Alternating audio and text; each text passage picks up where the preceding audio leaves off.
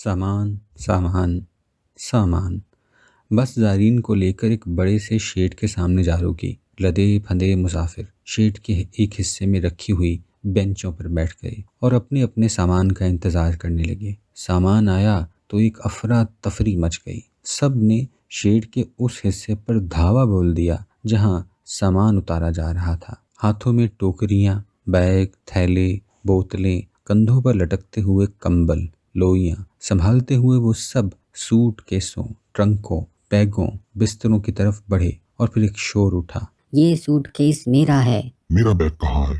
میری ٹوکری یہاں پر پڑی تھی۔ میرا سامان نہیں آیا۔ میرا سامان۔ 2 گھنٹے متواتر شیڈ میں نفسا نفسی کا عالم رہا۔ 2 گھنٹے مسلسل سامان سامان سامان کی آوازیں گونجتی رہیں۔ سامان کدھر گیا، سامان سنبھالو، سامان چیک کر لو، سامان گم نہ کرنا، سامان پکڑو، سامان دے دو، میرا سامان، ہائے میرا سامان۔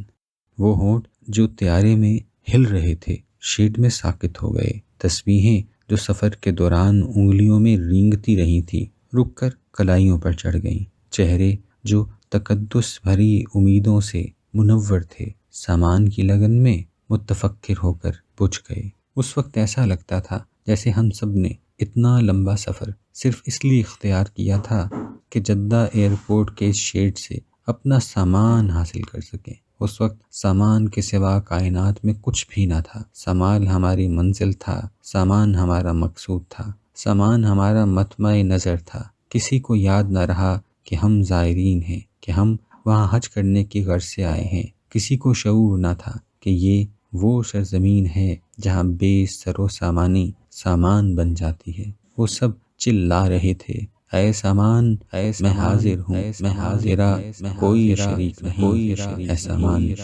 میں حاضر ہوں۔ آہستہ آہستہ بھیڑ چھٹ گئی۔ باری باری سب اپنا اپنا سامان سینے سے لگائے شیٹ سے باہر نکل گئے۔ جب میں باہر نکلنے لگا تو دروازے پر کھڑے افسر نے میرا پاسپورٹ دیکھ کر کہا، آپ ایئرپورٹ سے باہر نہیں جا سکتے۔ کیوں؟ میں نے حیرانی سے پوچھا۔ کیونکہ آپ نے ابھی تک معلم نامزد نہیں کیا اور واجبات ادا نہیں کیے۔ معلم کہاں ملیں گے؟ میں نے پوچھا۔ ادھر حاجی کیمپ میں۔